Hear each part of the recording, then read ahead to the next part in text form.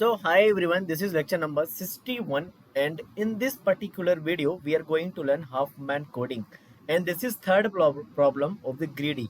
So greedy techniques हम पढ़ रहे हैं greedy और greedy में नंबर वन प्रॉब्लम जो था हमारा वो था नैपसैक प्रॉब्लम जो हमने देखा है फ्रैक्शनल नैपसैक बोलते हैं उसको फ्रैक्शनल। नंबर सेकेंड प्रॉब्लम जो था हमारा जॉब सीक्वेंसिंग प्रॉब्लम था। हमने दोनों प्रॉब्लम को देख लिया है, अच्छे से न्यूमेरिकल कर लिया है। इन जो टॉपिक्स है ग्रेडी वाला टॉपिक्स है इससे न्यूमेरिकल्स आने के चांसेस ज़्यादा रह सकता है। वो आपसे कोड नहीं पूछेंगे, बहुत बहुत बहुत कम चांसेस है और टाइम कॉम्प्लेक्सिटी पूछने का भी चांस बहुत कम है। सो मोस्टली 99% चांस है 99% चांस है 99% चांस है कि they will ask numerical numerical. तो आप न्यूमेरिकल के लिए मेथड सीखें कि मेथड कैसे वर्क करती है और हमने सभी प्रॉब्लम में न्यूमेरिकल्स डिस्कस किए हैं। सो न्यूमेरिकल का चांसेस है आगे इसके बाद दो प्रॉब्लम्स रहेंगी, ऑप्टिकल मर्ज पैटर्न और नंबर थर्ड जो रहेगा हमारा minimum spanning tree. So this problem we will see, that is a very famous topic, mostly question यहीं से आता है। सो बट हाफमैन कोडिंग से भी बहुत बार क्वेश्चन आए हैं। So in this particular video we are going to learn Huffman coding. Now what is the meaning of coding? You know what is the meaning of coding, what is the meaning of encoding? So there is a word encoding. So converting data into secret format. What does that mean?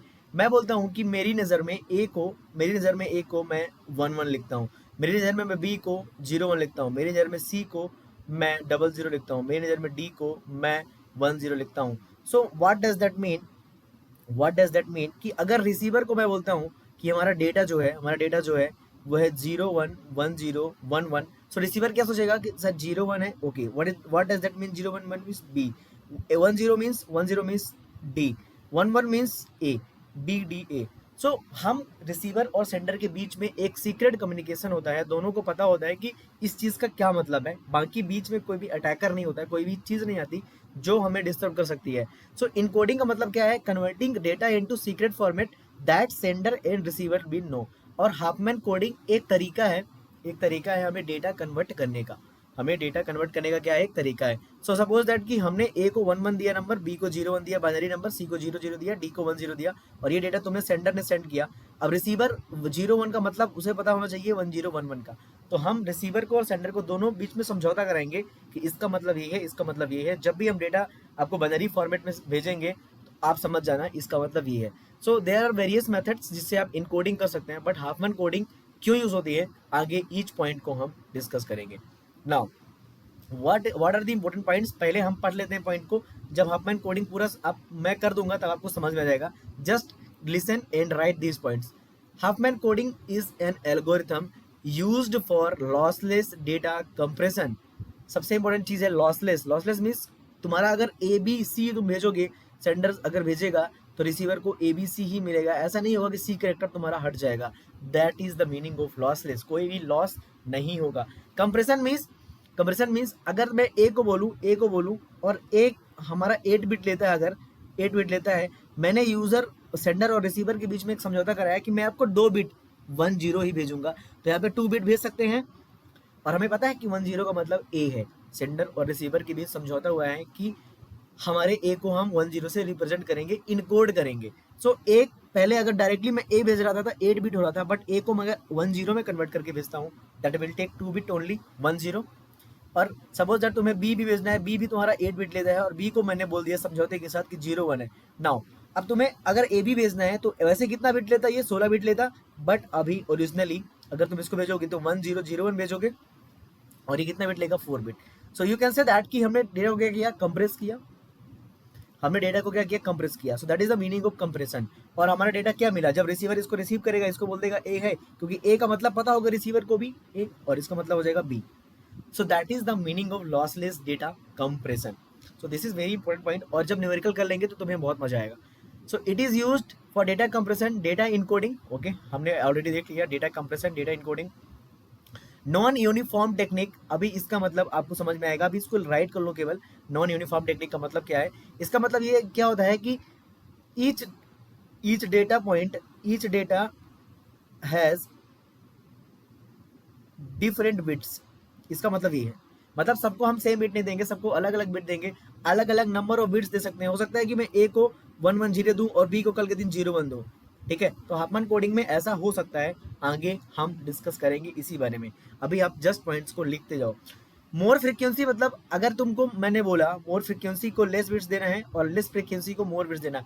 Suppose that मैं 50 ए भेजना चाहता हूँ, B 20 भेजना चाहता हूँ और सी 3 भेजना चाहता हूँ। तो इसका मतलब क्या है, व्हाट डज दैट मीन, कि जो ज्यादा नंबर ऑफ हमें कैरेक्टर भेजने हैं, कौन भेजने हैं, ए। तो ए को हम क्या देंगे, लेस बिट्स देंगे। ए को हम क्या देंगे, लेस बिट्स देंगे। तो इसका मतलब ये है कि जिसकी फ्रीक्वेंसी ज़्यादा होगी उसको कम बिट से रिप्रेजेंट करना है, और जिसकी फ्रीक्वेंसी ज़्यादा होगी उसको क्या करेंगे, मोर बिट देंगे। तो यहाँ पे सबसे ज़्यादा बिट किसको मिलेगी, सी को। तो अगर मैं ए को बोलता हूँ कि 50 है मेरे पास, तो मैं 0 से रिप्रेजेंट करता हूँ, तो सी तुम्हारा होगा 01110, ऐसा कुछ होगा, क्योंकि मोर नंबर ऑफ बिट्स किसको देना है, जो नंबर ऑफ जिसकी फ्रीक्वेंसी क्या है, कम है। सो ए 50 का मतलब क्या है कि हमें 50 ए भेजने हैं, बी 20 मतलब क्या, हमें 20 बी भेजने हैं, सी 3 मतलब हमें क्या है, 3 सी भेजने हैं। तो जो ज्यादा बार आएगा, ज्यादा फ्रीक्वेंसी आएगी उसकी, उसको हम क्या देंगे, लेस नंबर ऑफ बिट्स देंगे। यू कैन से दैट कि less number of bits, and जो हमारे पास ज्यादा आएंगे उनको क्या देंगे, more number of bits. So that is the meaning and that is the important point that you have to remember in Huffman coding. But again numerical करोगे तो सब कुछ क्लियर हो जाएगा। Let's do the numerical. So पहले numerical समझते हैं अपन, फिर अपन क्या समझते हैं, एल्गोरिथम लिखते हैं। तो डायरेक्ट हम सॉल्व करते हैं इस क्वेश्चन को। क्वेश्चन कैसे दिया होगा, पहले पढ़ लो क्वेश्चन फिर समझो। a is equal to 45, b is equal to 1, c is equal to 3, d is equal to 20, e is equal to 30, f is equal to n. Using Huffman coding, find code assigned for each character. हर एक character को जो code तुम दोगे उसे find out करना है। Number of bits per character कितनी होगी, ओके। सो यहाँ पे जो a is equal to 45 दिया है वो क्या है, फ्रीक्वेंसी है। So frequency given, you can write here, frequency given is a is equal to 45, b is equal to 1, c is equal to 3, d is equal to 20, e is equal to 30 and f is equal to 1. Okay, ठीक है, समझ में आया ये बात। चलो तो हमें क्या करना है, समझो। अभी हमें कुछ नहीं करना, बहुत सिंपल चीज है, इसको समझो तुम। हमें 2 मिनिमम उठाने इससे, तो टेक 2 मिनिमम। सो एक मिनिमम ये हो गया तुम्हारा, एक मिनिमम क्या हो गया, ये हो गया तुम्हारा। समझ में आया, तुम्हारे पास 2 मिनिमम है, बी और एफ, सब इन दोनों में से 2 मिनिमम उठाओ। अच्छा अब ये बताओ, पहले सोचो कि 2 मिनिमम तुमने उठा लिया, ठीक है। न्यूमेरिकल सॉल्व करते हैं, फिर इसका एल्गोरिथम समझेंगे कि कैसे 2 मिनिमम मिलेंगे तुम्हें, ठीक है। तो 2 मिनिमम तुमने उठाया, एक उठाया तुमने बी और एक उठाया तुमने एफ। दोनों की वैल्यू कितनी कितनी है, 1 1। अभी 1 1 है, दोनों का काउंट कितना है, 1 1। दोनों की फ्रीक्वेंसी कितनी है, 1 1। नाउ इन दोनों को ऐड करोगे तो एक न्यू नोड बनाओ यहाँ पे, ये होगा 2। ये मेथड सॉल्व करने का मैं बताऊंगा एल्गोरिथम। अभी आप मेथड को समझो क्या है। तो हमने पहला स्टेप क्या है, take 2 minimum in each step, ठीक है। 2 मिनिमम हमें एक हर स्टेप से उठाने हैं, तो हमने इससे उठा लिया 2 minimum, okay. Now you can delete this one, क्योंकि हमने इसको यूज कर लिया है और इसको भी यूज कर लिया है, ओके। नाउ हमारे पास 2 आ चुका है, हमारे पास नया डेटा क्या बन गया, 2। तो पहले हमने 2 डेटा उठाया, बी और एफ, दोनों को 1 1 पे रख दिया, क्योंकि 1 1 है दोनों को, और हमारे पास उन दोनों का एडिशन क्या आ गया, 2 आ गया। Now again you will take 2 minimum from this data. अब हमारे पास ये क्या है, हमारे पास यहाँ पे क्या है, a इज इक्वल टू 45 है, c इज इक्वल टू 3 है, d 20 है, e 30 एंड एक 2 करके डेटा आ गया, जो कि इसका क्या है, पेरेंट है। Now which 2 are minimum, so c is equal to 3 is minimum, c is equal to 3 is minimum and 2 is minimum. 2 हमारे पास कहाँ है, यहाँ पे है। Now there is a catch, हमें लेफ्ट में किसको रखना है, स्मॉल को कि राइट में। तो तुम किसी को भी रख सकते हो, तुम अपने हिसाब से रख सकते हो किसी को भी। सो मैं अभी लेफ्ट में छोटे वाले को रखता हूँ। सो हमारा लेफ्ट छोटा क्या है, यहाँ पे 2 और 3 में देखो, यहाँ पे दोनों वैल्यू सेम थी, इसलिए मैं छोटे बड़े का कोई दिक्कत नहीं है। बट यहाँ पे c इज इक्वल टू 3 है, d और ये 2 हमारे पास, तो मैं लेफ्ट में 2 को रखता हूँ और राइट में क्या रखता हूँ, बड़े को। So 3 is there, so c will be there and that is the value of c 3। और इन दोनों को ऐड करोगे अगर तो कितना आएगा, 5 आएगा। Now what you will do, again you will do what you will do, you will delete this one and this one also, and again you will insert a data called 5. Why? Because 5 came, okay. Now we have option that a is equal to 45, d is equal to 20, e is equal to 30 and this is 5, whom you will take 2 3। अगर तुम इनमें से किसको उठाओगे तुम किसको, 20 को और 5 को, 20 को और 5 को उठाओगे, क्योंकि 2 छोटे कौन से हैं, 20 और 5। और हमें पता है राइट को हम कहाँ डाल रहे हैं, लेफ्ट में, राइट में, सॉरी बड़े वाले को हम कहाँ डाल रहे हैं, राइट में, तो डी को कहाँ पे डालोगे, यहाँ पे, so D is here and the value of D is 20 and what is the value of this is 25. Did you get it? Now this you can delete and this you can delete and you can insert 25 here. This is very beautiful algorithm. Now again you will take two minimums. What are two minimums? Can you say what are two minimums? Can you say again? Tell me what are two minimums again. So 30 is there and 25 is there because 45 left and these three left and 25 is minimum. But 30 I will take and 30 I will put in right side. So E I will keep here, that is 30, and the value of this is, what is this? What is this? This is 55. This is 55. Very simple yaar, very simple algorithm. Okay. Now again what I have to do, I have to delete this one or this one and I have to insert 55. Now you have two data, A is equal to 45 and 55. 55 is there. Now A कहाँ पे डालोगे, A किधर डालोगे, A डालोगे left में, क्योंकि right में हमें क्या रखना है, बड़ी value. So we are keeping right में बड़ी वैल्यू, हम राइट में बड़ी वैल्यू रख रहे हैं, तो 45 लेफ्ट में जाएगा. Now A will be there and the value of A is 45 and the value of total is that is 100. That is 100. So can you see once कि 45 1 49 3 52 20 72 30. Can you count these? Can you count these? And these are the sum of the all the characters, that is 100. तो 45 1 46 3 49 49 20 कितना होता है, 59 45 1 46 3 49 20 कितना होता है, 59 69 1 70 30 100 हो गया. ठीक है, तो 100 कैरेक्टर हो गए, 100 यहाँ पे भी हो गए. Now so this is our final tree, this is our final tree. Okay, so what is our final tree? Let me draw here. So you can see that कि हमारा जो final tree आया है, हमारा final tree, तो 100 is there and A is there and you can write 55 here. A की value तो तुम्हें पता ही, क्वेश्चन से दिख जाएगी. 25 यहाँ पे है, E यहाँ पे है, 5 यहाँ पे है, D यहाँ पे है, 2 यहाँ पे है, C यहाँ पे है, then after 2 that is V and F. So this is your final tree that you got by drawing the half-man coding. Okay, now let's write the code, how you will assign code. Now you have two things. तुम्हारे किसी भी node के पास दो चीज होती हैं, या तो लेफ्ट में जाओ या तो राइट में जाओ, दो ऑप्शंस होते हैं. क्या होते हैं, लेफ्ट, हर एक नोड के पास दो ऑप्शंस होते हैं, या तो लेफ्ट में जाओ या तो राइट में जाओ.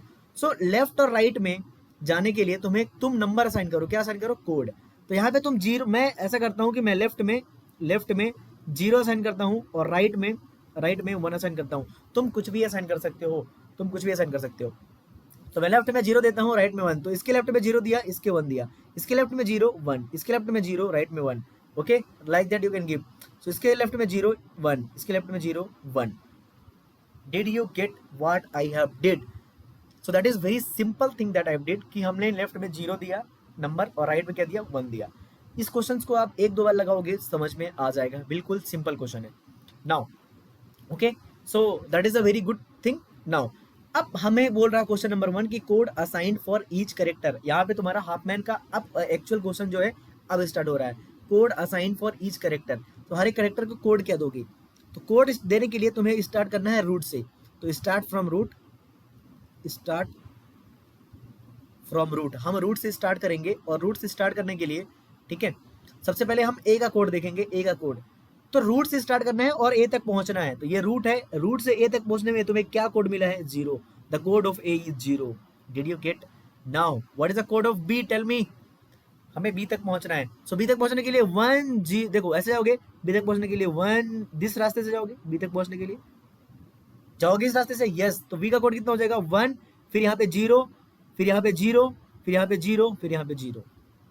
What is the code of C? C तक जाने के लिए कौन सा रास्ता चूज करोगे, बताओ. ऐसा रास्ता चूज करोगे C तक जाने के लिए, that is 1 0 0 1. What is the code of D? D तक जाने के लिए ऐसे चूज करोगे, that is 1 0 1. What is the code of E? That is 1 1. What is the code of F? F का कोड क्या होगा, ऐसे जाओगे इधर.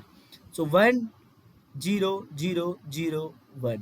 So that is the half-man coding. That is the half-man coding. So हर एक number का हमने क्या कर दिया, कोड असाइन कर दिया. Now see that what is the frequency of A? Now see that what is the frequency of A? सो ए की frequency कितनी है 45 और हमने इसको कितनी बिट दी है 1 बिट। और बी की फ्रीक्वेंसी कितनी है 1 और एफ की फ्रीक्वेंसी कितनी है 1। हमने कितना दिया देखो हमारे पास बी कितना है 5 बिट हमने इसको दिया है और 5 बिट इसको दिया है। तो इसका मतलब क्या है जो यहाँ पे पॉइंट लिखा था कि अगर मोर फ्रीक्वेंसी होती है ज़्यादा नंबर ऑफ ऑकरेंस आता है ए का 45 बार फ्रीक्वेंसी आता है उसको हम लेस बिट्स देते हैं और अगर लेस फ्रीक्वेंसी आता है तो उसको हम क्या देते हैं मोर बिट्स देते हैं। That is the meaning of that particular line. आपको अब समझ में आया होगा हाफ मैन कैसे बनाना है। हमेशा टू मिनिमम्स लो, जो टू मिनिमम लो उनको जोड़ो, वापिस इस क्यू में डालो, इस डेटा में डालो, ठीक है। उनमें से फिर दो छोटे उठाओ और तुम्हें ऐसा मेंटेन करना है कि लेफ्ट वाला हमेशा छोटा रख दो, राइट वाला बड़ा रख दो। अपने हिसाब से तुम छोटा इधर कर सकते हो जैसा तुम्हें करना हो। राइट में तुम छोटा कर सकते हो, लेफ्ट में छोटा कर सकते हो, राइट में 0 दे सकते हो, लेफ्ट में 0 दे सकते हो। According to you you can do that. Okay now तुम्हारे मन में आएगा कि कोड असाइन फॉर करेक्टर अगर ऑप्शन देगा तो क्या होगा, तो तुम्हें फिर क्रॉस चेक करना पड़ेगा कि क्वेश्चन में 0 1 लेफ्ट में माना है कि राइट में माना है। तो तुम्हें दोनों रख के वैल्यू क्या करनी पड़ेगी चेक करनी पड़ेगी। So that will be very easy thing. Suppose that तुम्हें a इज इक्वल टू 1 दिया होता कोड में ऑप्शन, तो तुम 1 0 भी तो कर सकते हो। तो कोड तुम लेफ्ट में 0 दो या 1 दो, लेकिन हर जगह फिर लेफ्ट में क्या देना पड़ेगा तुम्हें 1 देना पड़ेगा और राइट में क्या देना पड़ेगा 0 देना पड़ेगा। So again I am saying that कि लेफ्ट में आप 0 दे सकते हो, 1 दे सकते हो, राइट में 1 दे सकते हो, 0 दे सकते हो। लेकिन एक बार आपने अगर लेफ्ट में 0 दे दिया तो सारे लेफ्ट में क्या देना है 0 देना है। अगर एक बार राइट में 0 दे दिया सारे राइट में क्या देना है 0 देना है। और यहाँ पे भी यही चीज़ है कि अगर आपने एक बार लेफ्ट को, अगर आपने मिनिमम वाले को, जैसे बी और एफ तो दोनों सेम थे, ठीक है, यहाँ पे 2 और सी में से छोटा कौन था 2 था, तो 2 को हमने कहाँ रखा लेफ्ट में। तो हमेशा मैंने पूरे क्वेश्चन में लेफ्ट में छोटे वाले को ही रखा है और राइट में किसको रखा बड़े वाले को। सो that is the very good question and very good technique. Now number of bits for per character, number of bits for per character, what will be the number of bits for per character? Okay, so tell me one thing, for each character question number 2 is number of bits for each character.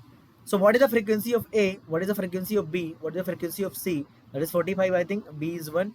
What is the frequency of C? What is the frequency of D? What is frequency of E? What is the frequency of F? F is 1 I think. Okay, so C, D, E, let me check. C is 3 20 30, 3 20 and 30. So 45 1 C 20 30 F1. Okay, so number of bits for each character. Okay, so this is the frequency for each character. Okay, and number of bits for A 1 bit only 0, 1 bit because you are using 0 only. Okay, for B how many bits? 5 bits. 5 bits. For C how many bits? 4 bits. For C 4 bits. For D how many bits? C, for D how many bits? 3. For E how many bits? 2. For F how many bits? 5. So see, यहाँ पे मोर frequency किसकी आ रही है, sorry F के लिए हमने कितनी frequency, F के लिए कितना यूज किया 5. ओके सो यहाँ पे फ्रीक्वेंसी ए की ज़्यादा है लेकिन नंबर ऑफ बिट्स किसके लिए लग रहा है कम, ए के लिए। तो अगर मोर फ्रीक्वेंसी होती है तो नंबर ऑफ बिट्स क्या होता है लेस होता है। Okay, number of bits per character, तो यहाँ पे देखो तुम्हारे पास टोटल कैरेक्टर कितने हैं, टोटल कैरेक्टर और 100 कैसे, ए के 45, बी के 1, सी के 3, डी के 20, ई के 30, एफ के 1, सबको ऐड कर दो 100 आ जाएगा। Okay, number of bits, number of total bits कितनी हो जाएगी बताओ, अगर कोई बता सकता है तो 45 कैरेक्टर है और हर कैरेक्टर को 1 बिट, तो कितना हो जाएगा 45 × 1 प्लस 1 कैरेक्टर है हर कैरेक्टर को 5 bit, 1 × 5 plus 3 × 4 you can get easily, 20 × 3 plus 30 × 2 plus 1 × 5। Why this, tell me why this, क्योंकि हमारे पास ए के 45 कैरेक्टर है और हर कैरेक्टर को 1 बिट लगनी है, बी का 1 कैरेक्टर है हर कैरेक्टर को 5 बिट लगनी है, सी के 3 कैरेक्टर है हर कैरेक्टर को 4 बिट लगनी है, डी के 20 कैरेक्टर है हर कैरेक्टर को 3 बिट लगनी है, ई के 30 कैरेक्टर है हर को 2 बिट लगनी है, एफ के 1 हर को 5 बिट लगनी है। टोटल हमने बिट्स काउंट कर ली, that is 45 plus 5 plus 12 plus 60 plus 60 plus 5। Okay, so that is 50 plus that is you can just say that ki 12 plus that is 120 that is 5 and ये हो जाएगा तुम्हारा 62 और 5 कितना हो जाएगा, 62 और 5 हो जाएगा 67 प्लस 120 that is 78187। सो इतनी बिट्स तुम्हें भेजनी पड़ेंगी। अब number of bits per character कैसे निकालोगे, number of bits per character, so total character कितने हैं तुम्हारे पास 100, और 100 कैरेक्टर को भेजने के लिए तुम्हें कितनी बिट लग रही है 187। तो for 100 characters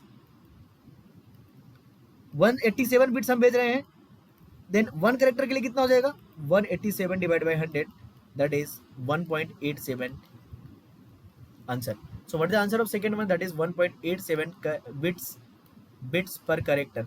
okay, so that is the proof, हमने सब कुछ प्रूफ करके देखा। ओके, अगर तुम्हें इनकोडिंग यूज नहीं करनी होती, अगर 8 बिट लेता हर एक चीज, तो कितने लगता है बिट्स 800 बिट्स लगता, क्योंकि टोटल कैरेक्टर कितने थे हमारे पास 100, और हर कैरेक्टर को अगर 8 बिट लगता विदाउट इनकोडिंग तो 800 बिट्स लगता। बट हमने यहाँ पे 187 बिट में ही 100 कैरेक्टर क्या कर दिए, भेज दिए। सो that is the encoding. What does that mean, encoding. Okay, so I hope कि ये न्यूमेरिकल आपको समझ में आया। एक बार नहीं समझ में आया तो मैं नेक्स्ट वीडियो में क्वेश्चन भी लूंगा, प्रैक्टिस क्वेश्चन भी लूंगा। ठीक है, 2 क्वेश्चन लेंगे अपन गेट के, जो गेट में आए हुए हैं, और उन्हें आसानी से क्या करेंगे, समझेंगे। तो अभी आप ये न्यूमेरिकल को 2-3 बार देखो, अगर आपको समझ में नहीं आता, बहुत सिंपल है। और चलो अब एल्गोरिथम समझ लेते हैं हम लोग। ठीक है, सो एल्गोरिथम समझते हैं। Okay, so what is given in question, question हमें क्या दिया रहा होता है, given in question what is given.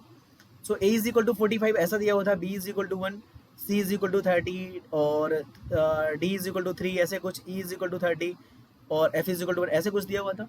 Okay, और हमें बोलता है, कुछ भी क्वेश्चन बोल देता है, तो हमें ये क्या दिया होती है, फ्रीक्वेंसी दी होती है। और क्वेश्चन में क्या बोलता है कि कोड असाइन करो हर एक कैरेक्टर को, और number of bits per character बताओ। तो हम पहला स्टेप क्या कर रहे थे, अगर याद हो, पहला स्टेप हम कर रहे थे, मिनिमम ले रहे थे। तो स्टेप नंबर 1 में क्या कर रहे थे, take 2 minimums from given data. Okay, so ये जो तुम्हारा डेटा दिया होगा, ये ऐसा रैंडम तो वेरिएबल में नहीं दिया होगा। सपोज दैट अभी मैंने वेरिएबल बना दिए 5, हो सकते हैं तुम्हारे पास 1000 वेरिएबल हो, और 1000 हमें बड़े अगर लेवल पे 1000 डेटा को क्या करना पड़े, कंप्रेस करना पड़े। सो कैसे करोगे, सो ये डेटा तुम्हें एरे में हो सकता है दिया हो। ओके, एरे में दिया हो, तो एरे में अगर तुम मिनिमम लेने जाओगे तो कितना टाइम कॉम्प्लेक्सिटी लगेगा, ऑर्डर ऑफ n लगेगा। एरे से अगर तुम्हें मिनिमम उठाना है, 2 मिनिमम, तो order of n 2n time लगेगा एरे से। ओके, लिंक लिस्ट तो तुम भूल जाओ, बहुत टफ हो जाएगा। ओके, सो ऐसा कोई डेटा स्ट्रक्चर है तुम्हारी नज़र में, ऐसा कोई डेटा स्ट्रक्चर जो तुम्हें ऑर्डर ऑफ 1 में मिनिमम एलिमेंट दे, हमेशा पहला मिनिमम और सेकेंड मिनिमम, क्योंकि हमें 2 मिनिमम उठाने होते हैं। हमें हमेशा क्या उठाने होते हैं, 2 मिनिमम, याद करो, बोल मत जाना भाई, हमें हमेशा 2 मिनिमम उठाने पड़ते हैं यहाँ से। ओके, कहाँ से, यहाँ से, सॉरी यहाँ से 2 मिनिमम उठाने पड़ते हैं। यस, तो how you will get 2 minimums in each case in order of 1, do through min heap. तो हमें मिन हीप में पता है, मिन हीप में तो रूट एलिमेंट मिनिमम एलिमेंट होता है, उसको पाने के लिए ऑर्डर ऑफ 1 टाइम कॉम्प्लेक्सिटी लगती है क्या, yes. So what we have to do, हम क्रिएट अ मिन हीप कर लेंगे, एक मिन हीप बना लेंगे फॉर द गिवन फ्रीक्वेंसी, जो फ्रीक्वेंसी दी हुई है उसका मिन हीप बनाओ। ये एल्गोरिथम है, एग्जाम में नहीं करना है ऐसे, एग्जाम में जो मैंने ऊपर बताया ना ऐसे करना है। एल्गोरिथम अगर कभी लिखना हुआ अपन कोडिंग करनी हुई C++, जावा, पाइथन में, तो ऐसे करोगे। अभी समझ लो। So for the given frequency using build heap method, what you have to do, you have to create min heap. और build heap method time complexity कितना लेता है, order of n।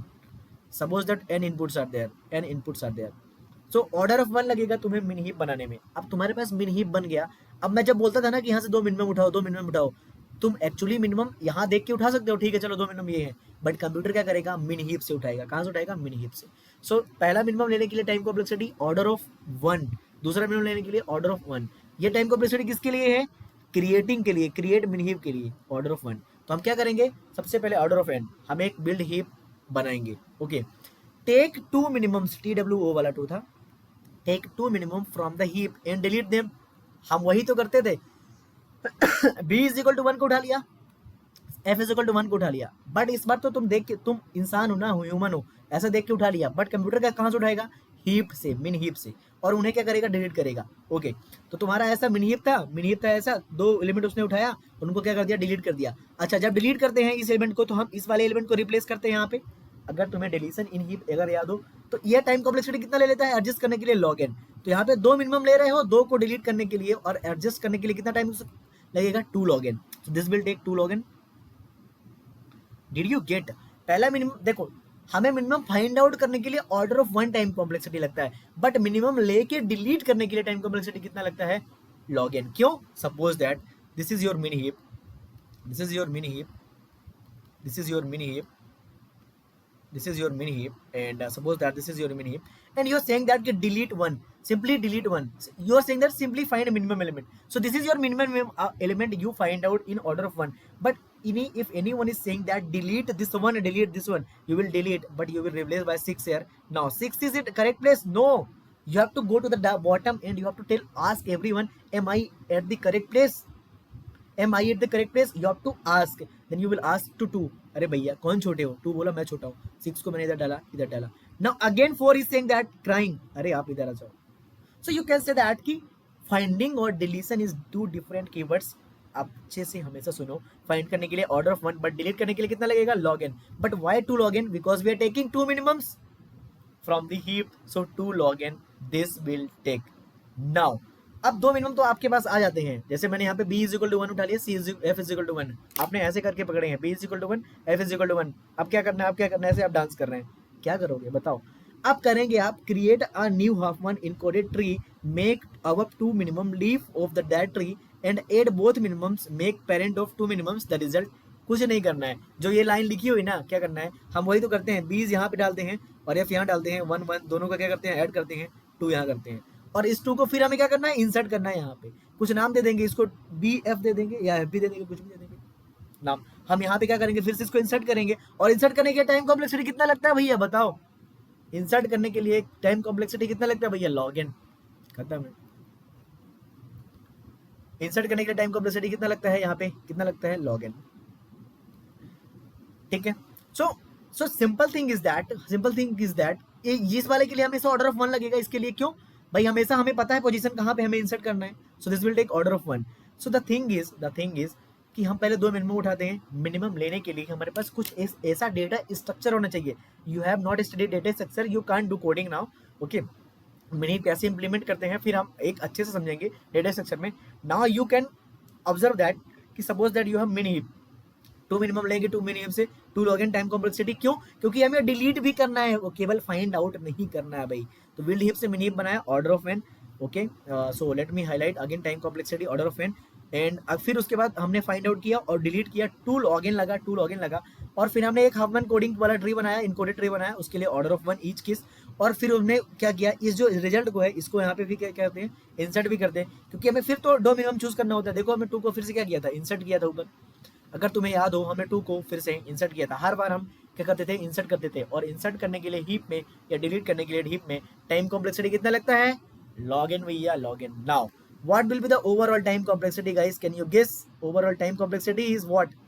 So is order of n plus. अब see that कि अगर तुम्हारे पास n node है तो ये वाली प्रोसीजर कितनी होगी? n times. भाई हर बार हम हर एक एलिमेंट, ये वाली प्रोसीजर हमने कितनी बार की थी? n times. हर बार मिनिमम उठा रहे थे फिर डाल रहे थे. सो n इंटू, देखो पहले हमने हीप बना लिया, ऑर्डर ऑफ n लगा टाइम कॉम्प्लेक्सिटी. बट हर बार हम 2 मिनिमम्स लेंगे तो इसके लिए 2 लॉग एन लगेगा प्लस ये लॉग इन लगेगा हमें इंसर्ट करने के लिए. और ये n-1 टाइम्स होगा, n-1 times. So what will be the overall time complexity? You can say that कि time complexity, overall time complexity is, so let me erase from here. Overall time complexity is n plus this will become n-1 2 log n plus n log n. So you can say that कि हमारी जो time complexity होगी वो जाएगी time complexity of n log n. Simple constant वगैरह सब हटा दो. So the time complexity for the Hopman coding is, time complexity is n log n. And each case, that is very important thing. So for Huffman coding, which data structure using data structure used is min heap. Remember that कि Huffman coding में data structure जो हम use करते हैं min heap use करते हैं. That is very important thing. That is the only thing that they can ask. And next video we will see the practice question. So lecture number 62 will be the practice question in previous year of Huffman coding. Okay. So guys, अगर आपको algorithm समझ में नहीं आया तो फिर से video देखो और समझो मैं क्या रहा हूँ. ठीक है. So thanks for watching. Let's meet into next video guys, and there we will practice the questions of this particular Huffman coding.